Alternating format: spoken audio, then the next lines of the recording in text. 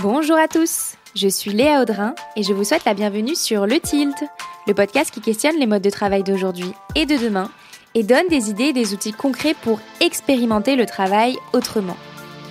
La carrière linéaire, faite d'une seule et même activité professionnelle du début à la fin, n'est plus la norme. Alors, comment savoir que le moment est venu de mettre un terme à un cycle professionnel ? Quels signaux doit-on écouter ? Quels sont les signes du corps, du mental qui ne trompent pas ? Pour répondre à cette question, j'ai convié à mon micro Marie Dehaye. Marie a été brand designer pendant 18 ans sous différentes formes, salariée, freelance, manager et même en collectif. Et il y a quelques mois, elle a décidé de mettre un terme à ce pan de sa carrière. Standardisation du métier, modèle d'entreprise dans lequel elle ne se retrouve plus, envie profonde de changer de cadre de vie personnel et professionnel. Marie revient sur toutes les raisons qui l'ont poussée à opérer sa transition professionnelle vers le métier de photographe.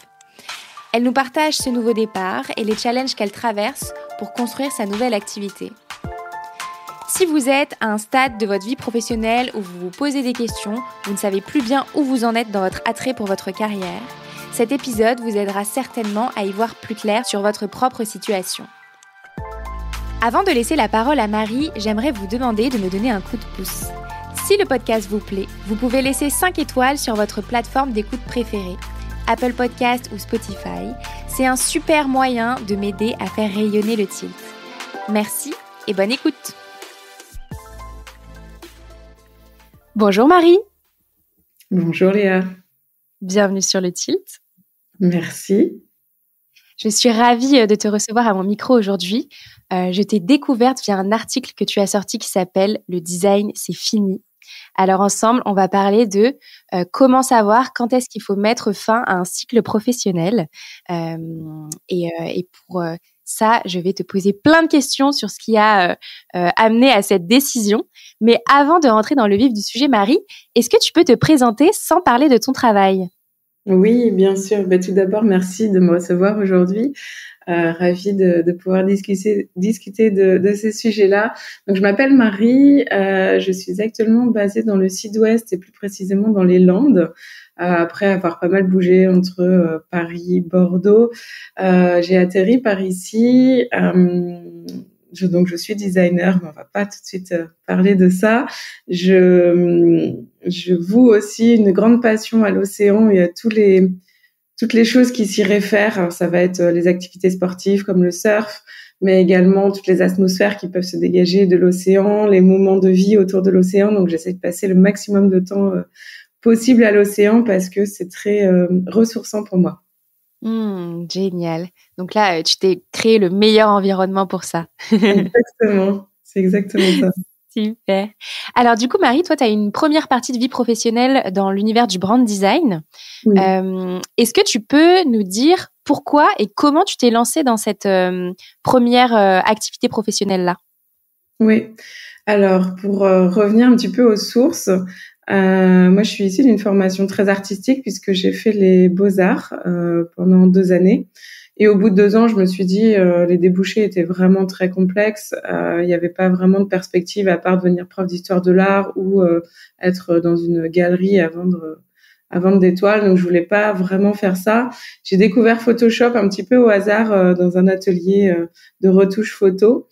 Et j'ai compris toutes les perspectives qu'il y avait autour de l'art entre guillemets numérique, parce qu'à l'époque on parlait pas encore de branding, et j'ai senti tout le potentiel qu'il pouvait y avoir entre ce qu'on pensait faire, ce qu'on faisait par écrit avec les chefs de publicité, le rough design, l'illustration, tout était encore très manuel, et comment on pouvait le transmettre via l'émergence des nouvelles technologies. Pour info, j'ai 39 ans, donc du coup, j'ai vécu avec la montée en fait du design digital. J'ai suivi un petit peu l'évolution de tous ces métiers-là. Donc, j'ai orienté ma carrière directement vers des postes de directrice artistique. Donc, je suis passée dans des agences, je suis allée chez des annonceurs, j'ai eu aussi des expériences freelance. Et l'univers de la marque, en fait, c'est ce qui me plaisait le plus et qui me parlait aussi le plus parce qu'il y avait un lien direct avec les émotions. Et c'est quelque chose qui me touchait déjà à l'époque. Et cerise sur le gâteau, mon père était chef de pub, donc je pense que la pomme n'est pas tombée très loin du pommier. Ok, super. Et du coup, qu'est-ce que tu as aimé dans ce premier métier? Et puis, qu'est-ce qui a été plus compliqué et moins plaisant dans cette première partie de vie professionnelle? Alors, ce qui a été très agréable, c'est de pouvoir explorer plein de facettes différentes du métier, sachant que je n'étais pas cantonnée uniquement à une tâche en particulier, mais que j'avais la capacité et l'opportunité de toucher à énormément de choses. Donc ça correspondait très bien avec ma personnalité d'exploratrice. Et ce qui était un petit peu plus compliqué, j'ai manqué un peu de mentoring au démarrage. J'ai fait de l'alternance pendant 2 ans et ensuite j'ai été propulsée dans des entreprises où mes responsables directs n'étaient pas forcément des personnes du même métier que moi. Donc j'avais pas un accompagnement assez poussé, je trouve, dans le développement de mon métier, et j'ai dû aller chercher des informations ailleurs et autrement. Donc si c'était à refaire, oui, ça je l'aurais fait peut-être différemment. Ok. Et du coup, qu'est-ce que tu as aimé dans ce métier et qui a fait que tu l'as quand même exercé pendant presque 18 ans? Alors, ce qui me plaisait, c'était vraiment d'avoir un impact sur la vie des utilisateurs. Et je précise que j'ai fait du brand design, mais j'ai switché ensuite sur du produit. Avec l'évolution en fait des métiers, directeur artistique est devenu UI UX designer, puis product designer, et en fait j'ai suivi cette branche parce que ça m'intéressait aussi de rentrer dans des aspects beaucoup plus techniques du développement des interfaces et de comprendre les fonctionnalités au-delà juste d'une apparence visuelle. Et j'avais une action qui était beaucoup plus profonde en fait sur l'élaboration des interfaces. Donc ça m'intéressait énormément de pouvoir parler aux utilisateurs, de comprendre leurs besoins et surtout d'apporter des solutions et de faire un peu des nœuds au cerveau avec les ingénieurs pour comprendre quelle était la meilleure solution possible pour eux et non pas pour moi. Parce qu'encore une fois, quand on est designer, on est au service des utilisateurs et pas forcément un artiste qui met sa vision et qui en fait profiter les autres. Il y a un peu de ça, mais pas que. Et c'est aussi ça qui m'a fait quitter le métier, paradoxalement. Ah ouais? Ouais. Est-ce que tu peux nous en dire plus? Sur le développement en fait du métier de product design, j'ai eu la sensation dans ces dernières années, notamment en start-up, que le métier avait tendance à s'industrialiser énormément et presque à se templatiser à tel point qu'il y avait plus vraiment de vision artistique, il y avait plus de place pour l'intuition, les émotions, qui sont des compétences un peu phares et clés chez un designer pour moi. Donc je dis pas que c'est bien ou c'est mal, c'est juste qu'avec ma personnalité, ma façon de fonctionner, ça correspondait beaucoup moins. Et j'ai souhaité m'en éloigner puisque je trouvais plus du tout de plaisir à effectuer ces tâches. Tu dis dans ton article effectivement que tu as bossé avec des startups et des scale-up en forte croissance et que tu sentais que ça te correspondait pas. Est-ce que le fait de constater que ça se passe comme ça de plus en plus dans les boîtes et dans les boîtes en croissance et en hypercroissance, c'est ça qui t'a donné envie de fonder ton collectif Sésame pour redonner un petit peu d'humanité et de couleur à ce monde-là? Oui, c'est une des raisons, effectivement. Il y en a d'autres qui sont beaucoup plus personnelles. Je l'évoque pas très souvent parce que ça reste des sujets un petit peu délicats, mais en gros, en étant passée dans différentes startups et scale-up et en étant très investie, j'ai fait un burn-out et j'étais vraiment pas très très bien, à tel point que je me demandais quelle était ma place dans le milieu du design, quel était mon rôle, est-ce que j'avais toujours la légitimité. Ça m'a vraiment cassée et j'ai perdu énormément de confiance aussi en mes capacités. Et Sésame, ça a été une façon aussi de me prouver à moi-même que j'étais tout à fait légitime dans ce métier et que des expériences passées n'avaient pas à définir ma valeur. Et j'ai réussi grâce à ça aussi via Sésame. Ça m'a permis de me rendre compte de ça de manière très saine. Voilà. Ok, super. Donc en fait, Sésame, c'est un collectif que tu as créé pour t'aider à rebondir suite à ton burn-out. Est-ce qu'il y a d'autres choses, d'autres éléments qui t'ont aidé à te remettre de cette phase difficile? Oui, tout à fait. Dans mon package de départ avec Alan, j'ai eu la chance de bénéficier d'un bilan de compétences en ligne et une sorte de coaching pendant 3 mois et qui m'a permis de remettre à plat finalement toutes mes croyances et tout ce que j'avais pu vivre à travers ces différentes années et de me reposer les bonnes questions. Est-ce que j'étais au bon endroit au bon moment? Est-ce que j'avais envie de continuer à faire ça? Si oui, comment? Et le résultat de ces échanges a été de fonder Sésame, qui était la continuité finalement de ce que je faisais dans des entreprises, mais de l'autre côté de la barrière, donc à mon compte, en choisissant mes interlocuteurs, d'agir en tant que partenaire et non de prestataire, et finalement de construire l'environnement qui me conviendrait davantage. Donc en fait, ce qui est intéressant aussi, Marie, dans ton parcours, c'est que durant ces 18 années-là de brand design, tu as alterné les statuts différents. Tout Tu as à été fait. en entreprise, tu as été freelance et puis après tu as fondé un collectif. Euh, Comment est-ce que ça se passe la transition entre les différents modes de travail à chaque fois? Bah, plutôt bien, puisque moi j'ai toujours aligné mon travail en fonction de mon état d'esprit et mon mood du moment. J'ai aussi alterné sur des périodes où j'étais manager et d'autres où j'étais individual contributor. J'ai aucun problème à switcher finalement de position, que ce soit du salariat, du freelance, manager, IC, etc. Parce que je pense qu'on doit vraiment s'écouter au fond et pas faire seulement ce qu'on est capable de faire. Il y a une grande différence entre les compétences qu'on développe et celles qu'on a envie de mettre en application. Et ça, j'ai mis énormément de temps à m'en rendre compte, puisque pendant des années, j'ai été dans un rôle où j'étais bonne à ce que je faisais.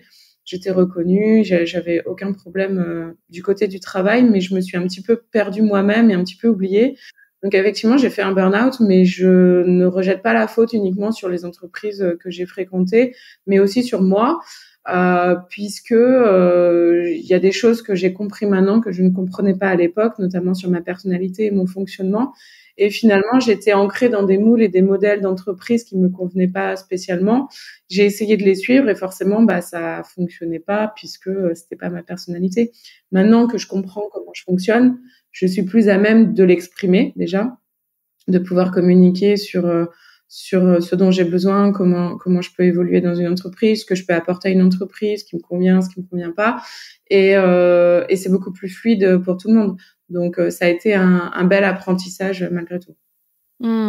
C'est super intéressant parce que tu dis j'ai toujours adapté la manière dont je travaillais à mes moods, à la manière dont je me sentais à un instant T. Et je trouve que c'est super en phase avec le fait que en fait la carrière c'est un mouvement perpétuel. On évolue avec nous, nos envies, nos besoins personnels et puis les besoins aussi du métier qu'on exerce. Et je trouve que c'est intéressant de pouvoir avoir ton témoignage de toi qui a embrassé ces différentes phases professionnelles et personnelles.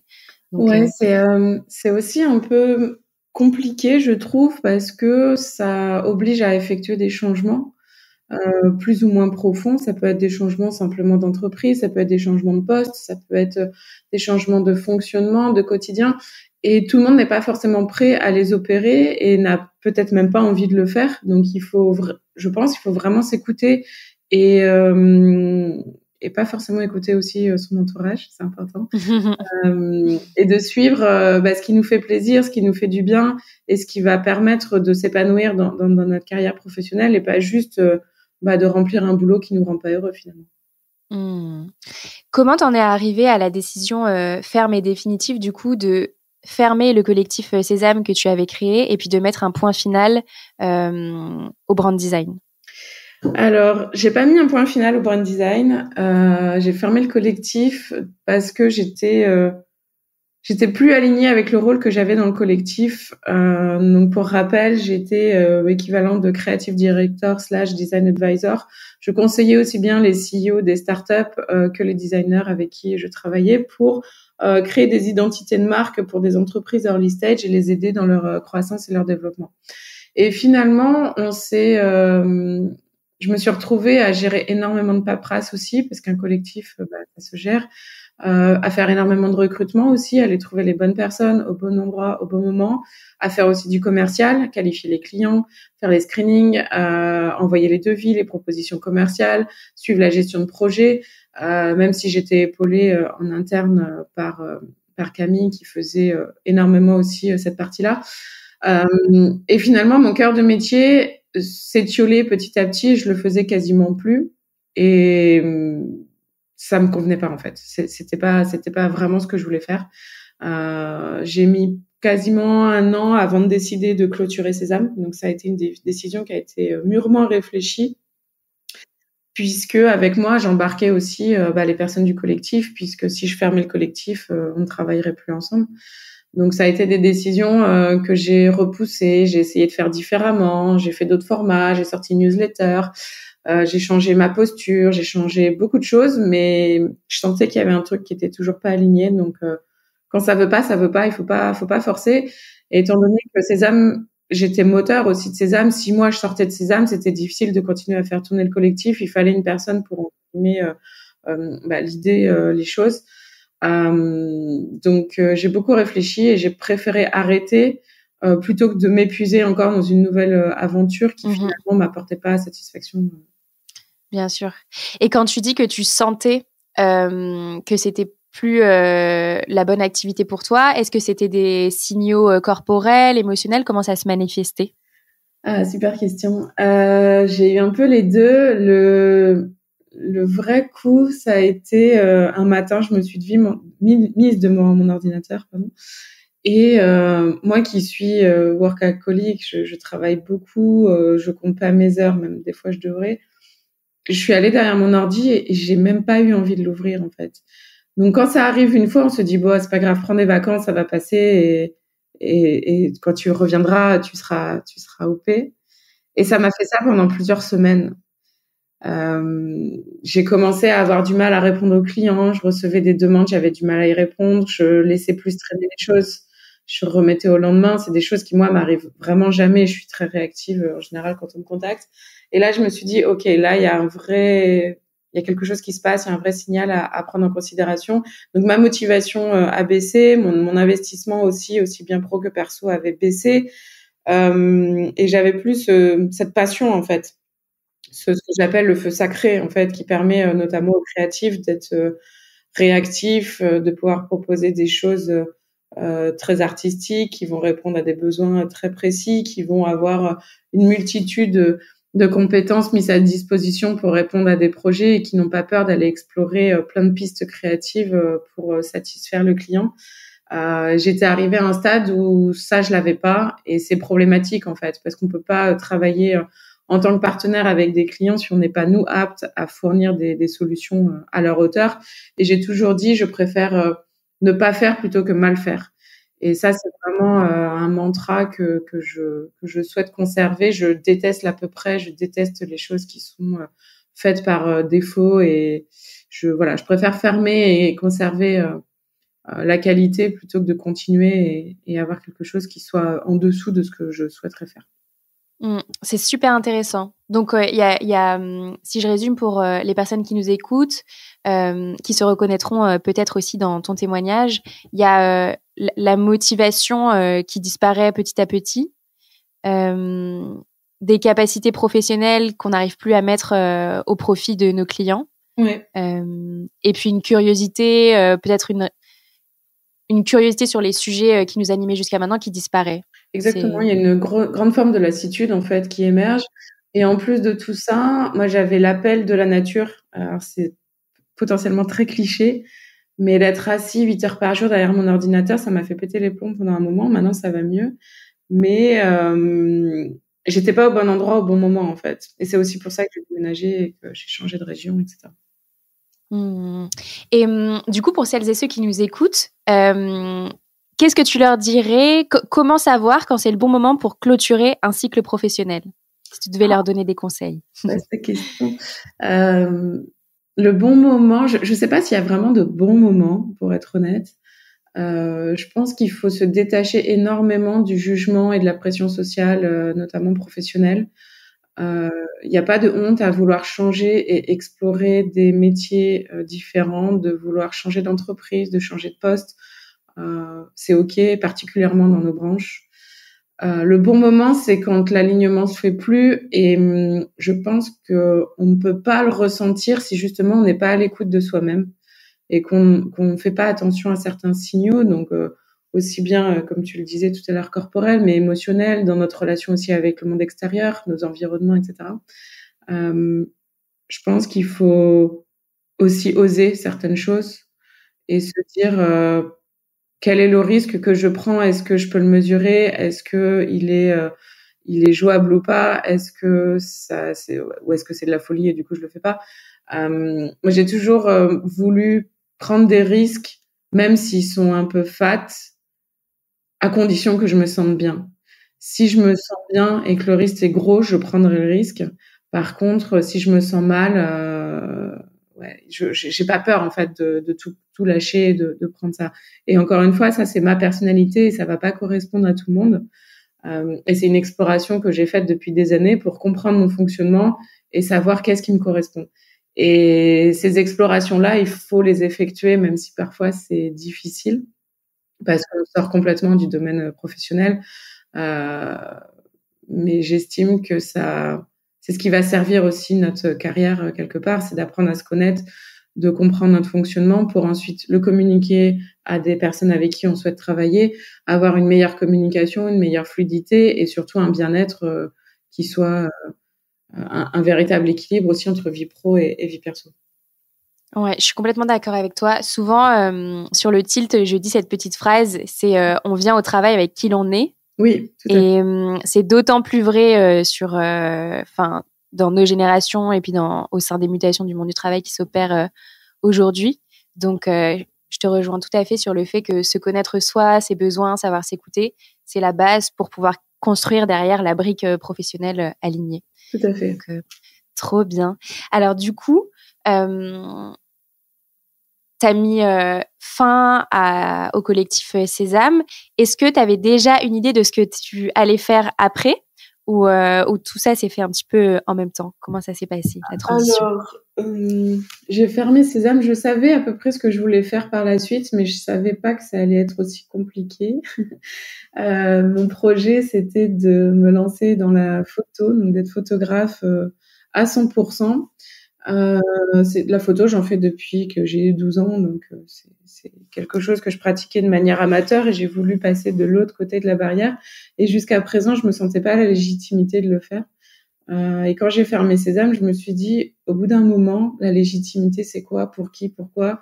J'ai mis ça de côté dans une petite boîte, je l'ai jeté à la poubelle, je me suis dit, lance-toi, puis on verra bien ce que ça donne. Au pire, t'as rien à perdre, t'as tout à gagner. Et si ça plaît pas à certaines personnes, eh ben tant pis, en fait, c'est pas grave, on s'en fout. J'adore apprendre, j'adore évoluer, développer des nouvelles compétences. Donc, s'il y avait des trous dans la raquette à ce niveau-là, bah, j'allais me donner les moyens de les combler. Et je voulais vraiment faire ce qui me faisait vibrer. Donc, j'ai clôturé Sésame. La photo, j'en faisais déjà à côté et j'ai commencé à démarcher des entreprises, avoir des premiers contrats, etc. Et comme j'ai également déménagé et changé de région, j'ai quitté Bordeaux pour venir dans les Landes. Il y a des difficultés de logement sur la côte, donc c'est très compliqué un logement. Et quand on se lance dans la photo, mais on a un statut associé à peu près à être ménestrel ou sortir d'un cirque pour la faire courte. Il faut beaucoup de bilans, il faut beaucoup prouver des choses.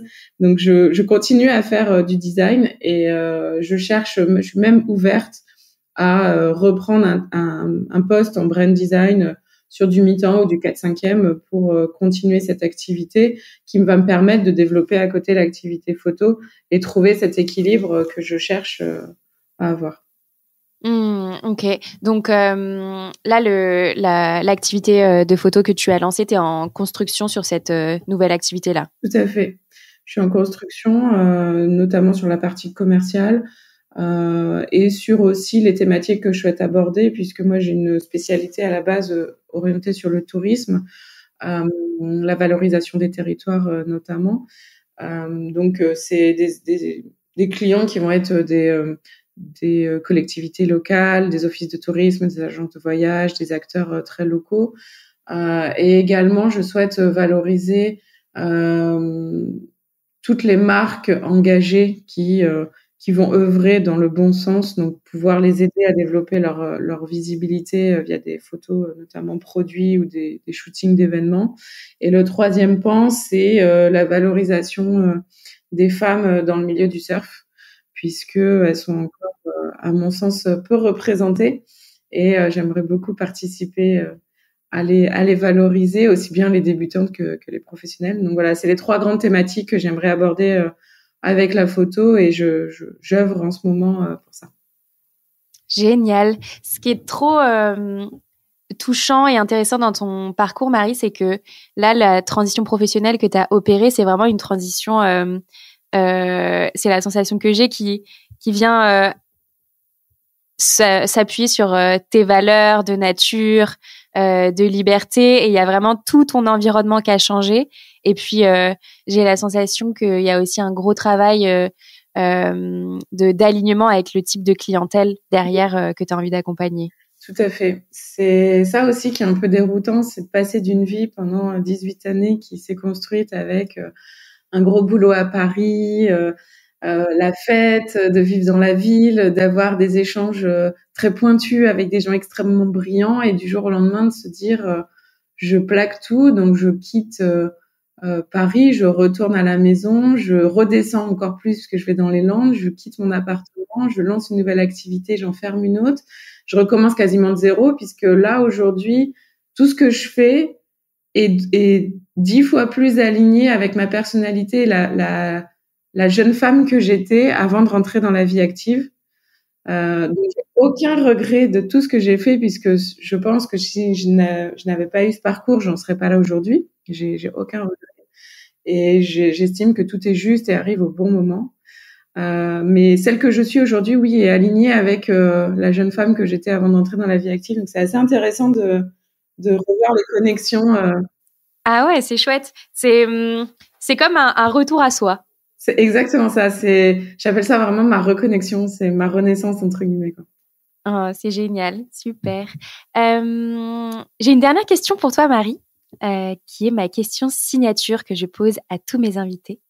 C'est si tu pouvais constituer ton board de rêve dans lequel tu convierais 3 personnes, personnalités, entrepreneurs, qui te conseilleraient ou te soutiendraient tout au long de ta carrière, qui est-ce que tu mettrais dedans? Alors, ça va être des jugements tout à fait, à mon sens, superficiels, puisque ce sont des gens que je ne connais pas personnellement, mais basés sur les médias et la communication. J'aimerais beaucoup échanger avec Anne-Sophie Pic, qui, je trouve, a une carrière exceptionnelle dans le milieu de la restauration et qui est la seule femme avec 3 étoiles aujourd'hui. Comprendre son parcours, la résilience, les étapes qu'elle a dû franchir, comment s'imposer dans des milieux très masculins. Voilà, toutes ces thématiques-là, je pense que ça serait extra intéressant. Je serais assez curieuse aussi de rencontrer Damien Morin, fondateur de Save, qui est passé par énormément d'étapes très complexes sur la gestion de son entreprise, puisque ça a failli couler plusieurs fois, et parce qu'il est très jeune, et comprendre qu'est-ce qui lui a donné envie de se battre aussi fort pour des entreprises, enfin pour son entreprise. Et je pense que ça serait ultra intéressant d'avoir son avis là-dessus. Et en dernier, je dirais soit Roxane Varza, la directrice de Station Myrte, soit Marie Eklund, qui a fondé, qui était cofondatrice de Daphne à l'époque et France Digital, et qui aujourd'hui a fondé 2050, qui sont des femmes entrepreneuses qui œuvrent fort dans l'écosystème tech aujourd'hui. Et pareil pour la place qu'elles occupent, les difficultés qu'elles ont pu rencontrer, comment elles s'imposent, comment elles arrivent à s'aligner dans ces milieux-là. Je pense que ça serait assez intéressant. Génial, super. C'est un joli board. Génial. Super. Marie, où est-ce qu'on peut découvrir tes photos et ce que tu proposes? Bien sûr. Alors, j'ai un site portfolio qui s'appelle mariedehaye.com, aussi simple que ça. Et je suis assez active sur Instagram avec le même nom, Marie Dehaye. On peut me retrouver là-bas.